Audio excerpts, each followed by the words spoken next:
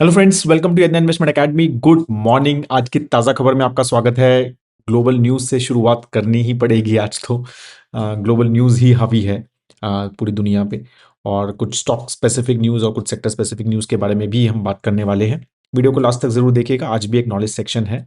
आप सबको बता दूं 17th ऑफ जैन अभी आने वाला है, राइट। उसमें एक online session we are planning, right, Zoom पे, so that we can see each other as well. तो म्यूचुअल फंड मास्टर क्लास करके एक सेशन करने वाले हैं। Parimal and I will be there, so if you guys are interested in that online workshop तो please do check the comment section. ठीक है, and you guys can book. अन इंटरेस्ट बहुत इंटरेस्टिंग सेशन रहेगा एंड काफ़ी question and answers also we will take. Start करते हैं आज का सेशन। तो सबसे बड़ी न्यूज़ तो ऑफ कोर्स आई नो सबको पता ही होगी आप सबको कि यूएस जो है उन्होंने वेनेजुएला पे अटैक किया एंड दे हैव वहाँ के जो प्रेसिडेंट हैं, राइट, उनको लेके वो यूएस वापस लेके भी आ गए हैं, राइट। एंड डोनाल्ड ट्रंप ने ये भी बोला है कि they will now rule the country for some time, till the time नई नई स्टेबल गवर्नमेंट नहीं आती है। And he has also said कि ओवरऑल वहाँ पे हमारे private sector oil companies will go, right, and they will basically जो वहाँ का जो ऑयल इंडस्ट्री है, राइट, उसको हार्नेस करेंगे और उसको वहाँ पे ऑयल को प्रोडक्शन को बढ़ाएंगे। मतलब ऐसा कुछ उन्होंने हिंट दिए हैं।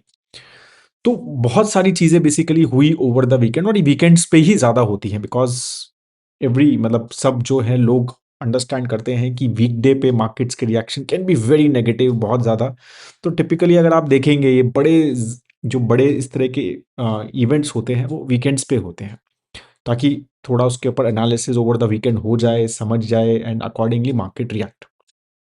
तो ये जो इवेंट है अगेन ये बहुत मेरे को लगता है कि एक बहुत इंपॉर्टेंट इवेंट है हिस्टोरिकली, राइट, क्योंकि इस एरा में, राइट, एक आपने एक सोवरन नेशन, एक कंट्री ने सोवरन नेशन पे अटैक किया, वहां के प्रेसिडेंट को लेके अपने कंट्री आ गए और उनका कहा कि अब इसके अगेंस्ट केस चलेगा।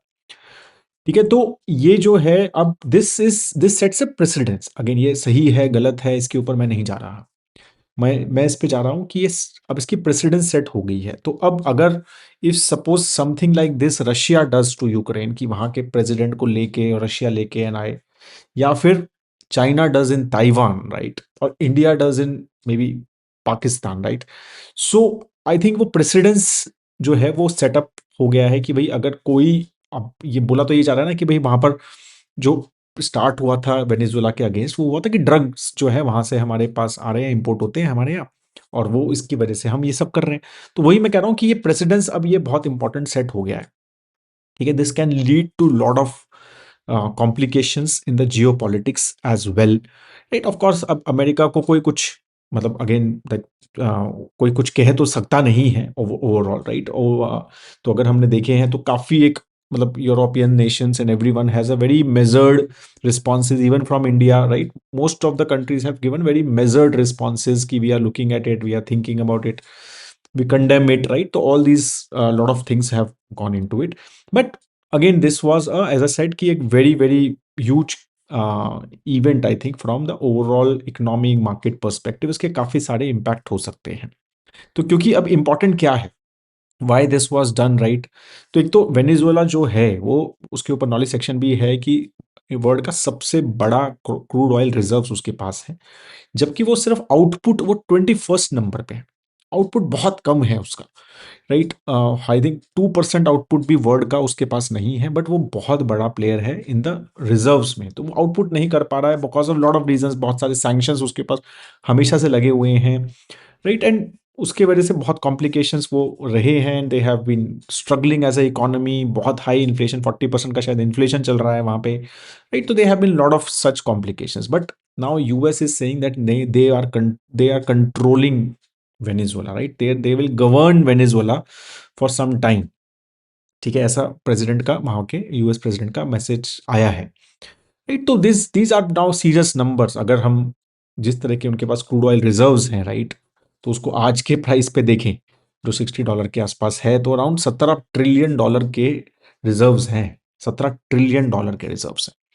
तो अब मतलब क्वेश्चन यही पूछा जाता है कि ये क्यों किया, राइट, अमेरिका ने, तो बेसिकली यही है कि एक तो मतलब क्रूड ऑयल तो है ही। अब why America needs a crude oil, right, because America के पास तो ऑलरेडी बहुत रिजर्व्स है। अमेरिका तो already one of the top बड़ा सबसे बड़ा प्रोड्यूसर्स में से है बढ़ के।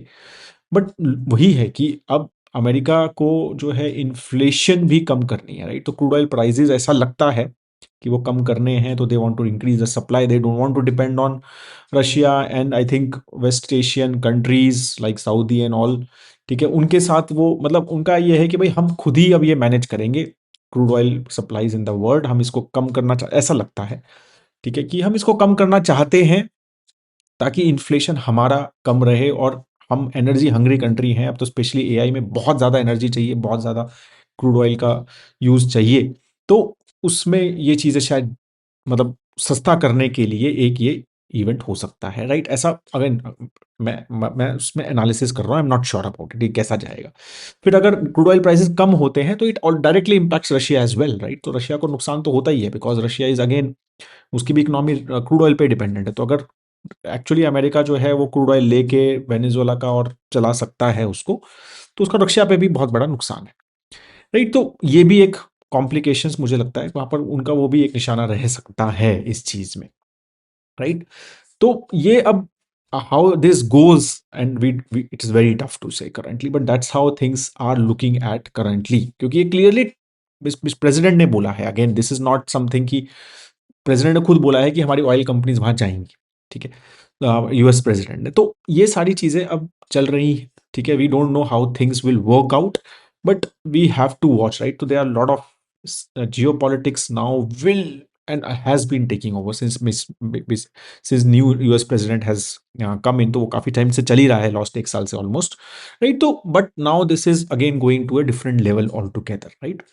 तो मैं जैसे बोल रहा हूँ कि प्रेसिडेंस सेट होगा, अब ये मेरे को लगता है कि रशिया यूक्रेन वॉर भी शायद जल्दी सॉल्व हो जाए after this, because now Russia will be more aggressive and they will be कि भाई ये तो मैं भी कर सकता हूँ, और मुझे ऐसा लगता है, and I think Taiwan is mostly it's also going to be with China very soon, because तो ये दो तीन चीजें जो हैं वहां पर कॉम्प्लिकेशन लगती हैं because of the precedence which has been set.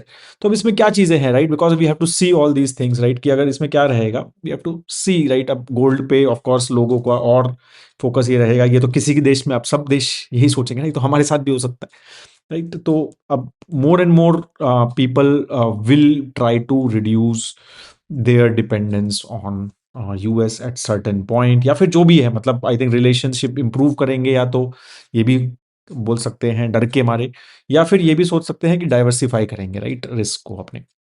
तो ये सारे फैक्टर्स जो हैं वो play out I think world में होंगे, again this nothing will be, एक दिन में नहीं होगा चीजें, but it will take on on sweet, because यही सबसे इंपॉर्टेंट न्यूज थी। I think it is important that we all know about it. ठीक है, इंडिया के ऊपर इसका डायरेक्टली एज सच कोई मेजर इंपैक्ट नहीं है, we are not a big importer from Venezuela, तो we are very small, I think 1 या 2% ही आता है हमारा वेनेजुएला से, तो एज सच कोई खास इंपैक्ट नहीं है वहां से। हमारा trade with Venezuela is hardly much, right, तो वो भी एज सच कोई इंपैक्ट नहीं है।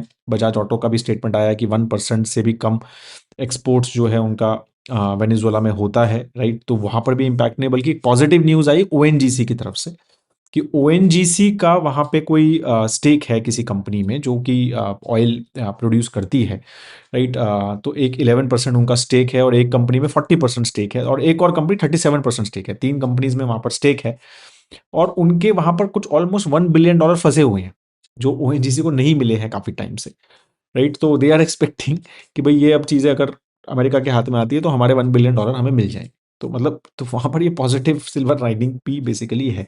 But again these are very interesting times, interesting, I don't know positive में बोलूं नेगेटिव में बोलूं, but these are the times where we all have to मतलब understand कि equity markets in such complicated times typically don't do well, right, तो ये चीजें हमें समझनी है, right, because equity markets don't know कि कैसे रिएक्ट होगा, किसका क्या इंपैक्ट होगा, तो वो सब चीजें टिपिकली रहती हैं। बाकी न्यूज़ जो है पीएमआई नंबर्स आए, जैसे हमने डिस्कस भी किया था हमारी फ्राइडे मीटिंग में भी, तो PMI numbers we are expecting, PMI numbers were not that great for India, 55 ही आया, again not great, great is relative term, right, क्योंकि ये टिपिकली ज्यादा आ रहे थे, 57 58 चल रहा था, राइट, नवंबर में भी 56.6 का नंबर था, अभी गिरा है और 55 के आसपास ये चला गया है, जो कि दिसंबर 2020 मतलब 2 ईयर का लो है। तो बेसिकली मैन्युफैक्चरिंग में स्लोनेस कुछ नजर आ रही है, it seems. Again these are very high indicators and एक लीडिंग इंडिकेटर्स होते हैं। कई बार इसके इम्पैक्ट कुछ महीनों के बाद नजर आते हैं, और कई बार थोड़ा सा ऐसा साइड कि 1-2 महीने का कुछ ऐसा आता है वापस ठीक भी हो जाता है। तो ये 2-3 महीने के नंबर से ही समझ आएगा कि ये कुछ ट्रेंड है या फिर it was just one of number, right? But there is some slowness. Again, 55 is not a bad number. Anything above 50 is expansion, right? So but there is some slowness in manufacturing, it seems. Right. फिर अगर हम बात करें मतलब inflation numbers के, I was reading a report from union bank, तो they are saying कि भाई इन्फ्लेशन थोड़ा सा बढ़ना चाहिए दिसंबर में, 1.66% के आसपास दे आर एक्सपेक्टिंग इन्फ्लेशन। 0.7% था सीपीआई नवंबर में, तो इट वाज मच लेसर। तो inflation as we always say 4 to 6% inflation is a good inflation for a country which is of high growth like India. Nominal GDP भी बढ़ता है, right, और उसके वजह से अर्निंग ग्रोथ भी एक्सपेक्टेड बढ़ जाती है। तो it is a good inflation typically, but again base high था तो इसलिए लोअर इन्फ्लेशन नंबर्स आ रहे थे। We are expecting, again RBI is also expecting कि इन्फ्लेशन जो है 2026 में 4% के आसपास या 4% प्लस रहना चाहिए। बाकी again again we are in the starting of the new quarter, right? तो अब वो लास्ट क्वार्टर Q3 खत्म हो गया है 31 दिसंबर को। तो अभी अपडेट्स आने शुरू हो जाते हैं जब नया क्वार्टर स्टार्ट होता है। तो अगर रिजल्ट्स तो अभी आने शुरू होंगे, आई थिंक एक नेक्स्ट वीक, बट अपडेट्स आने शुरू हो जाते हैं। तो कुछ कुछ अपडेट्स आ रहे हैं तो उसके ऊपर मार्केट में रिएक्ट, तो शोभा लिमिटेड जैसे जो हमारी रियल एस्टेट कंपनी है which is very big in Dubai as well, but उनका जो इंडिया जो लिस्टेड कंपनी एंटिटी है 52% उसमें इंक्रीज है सेल्स बुकिंग में, दे आर सेइंग, और majorly from Bengaluru.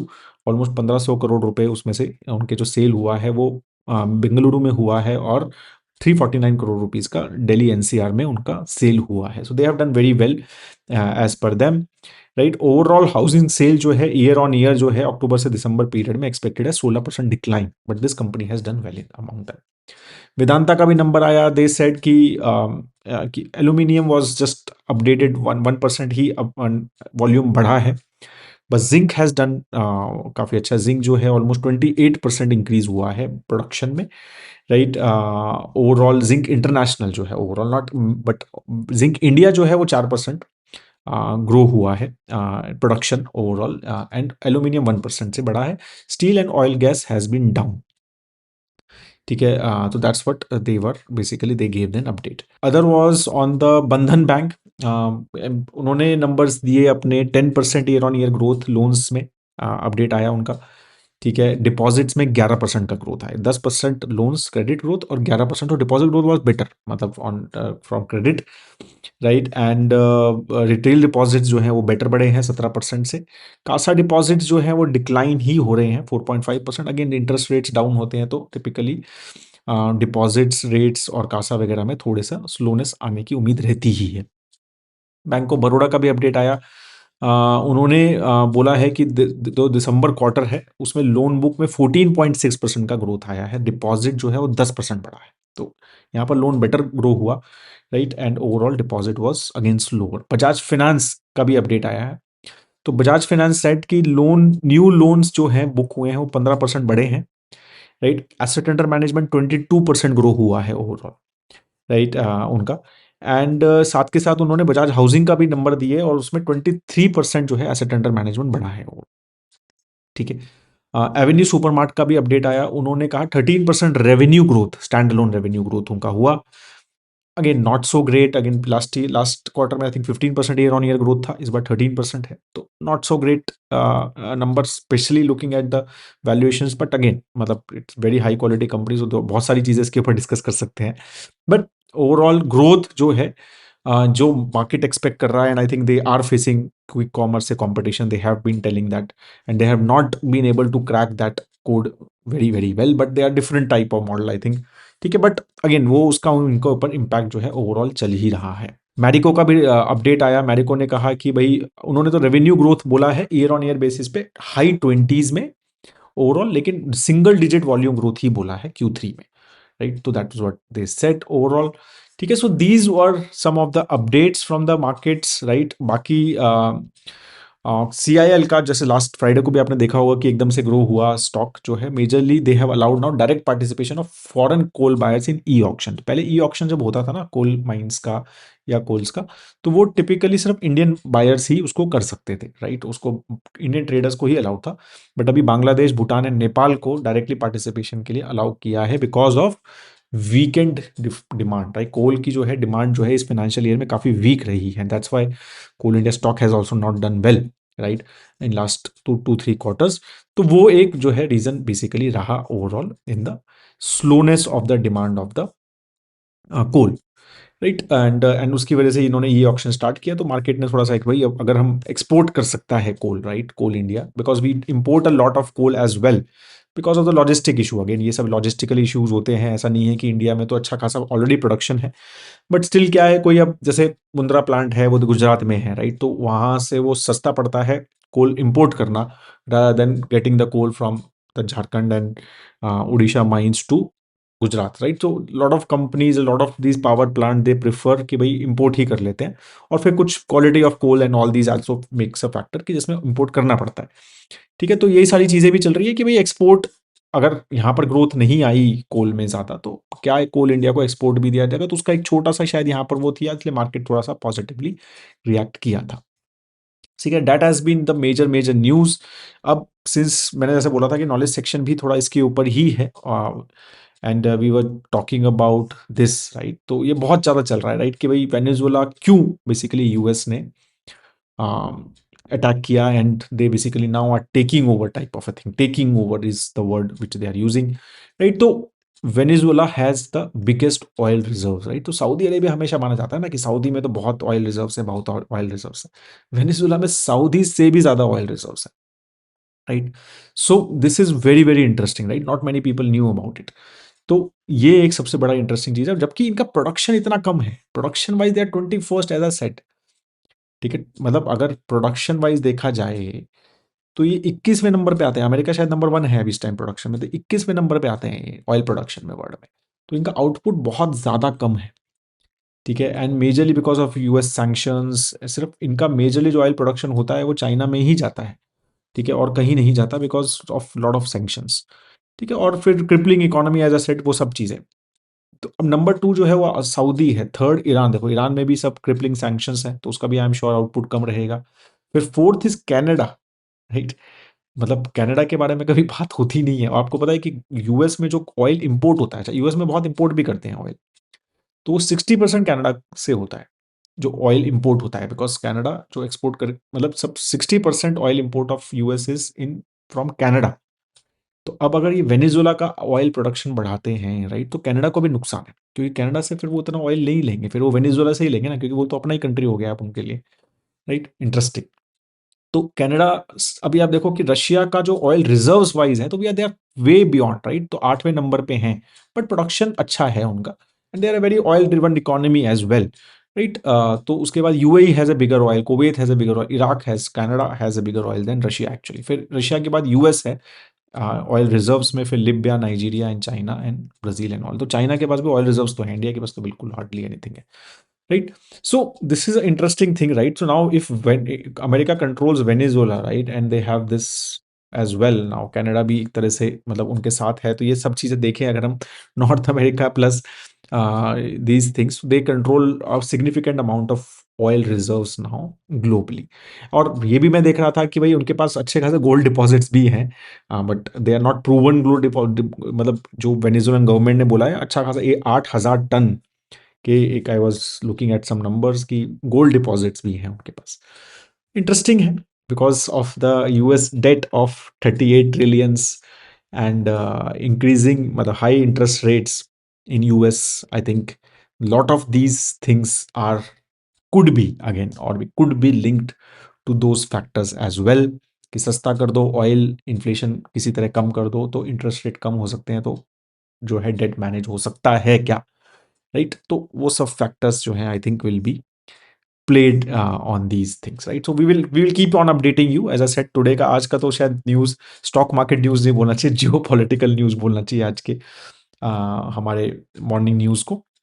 But that has been because geopolitics since mister Trump has joined is taking over and is the main news these days, which is impacting the market as well. When I was making this video, तो उस time पे oil markets नहीं खुली थी, right, Asian markets भी नहीं खुली थी, तो इसलिए आई कुडंट अपडेट यू कि मार्केट का रिएक्शंस अभी तक on this numbers, this event has not come, right. I am sure आप वो देख लेंगे और अपडेट भी, I will tell my team to update what exactly has happened on the screen as well. That is all. Thank you so much guys for your time. और अगर आप online session join करना चाहते हैं तो नीचे ज़रूर देखिए, बहुत इंटरेस्टिंग सेशन रहेगा, ज़्यादा कॉस्ट भी नहीं है, but it will be very very interesting. Just try अगर आपको लग रहा है कि म्यूचुअल फंड के बारे में आप जानना चाहते हैं। Thank you so much, have a great time.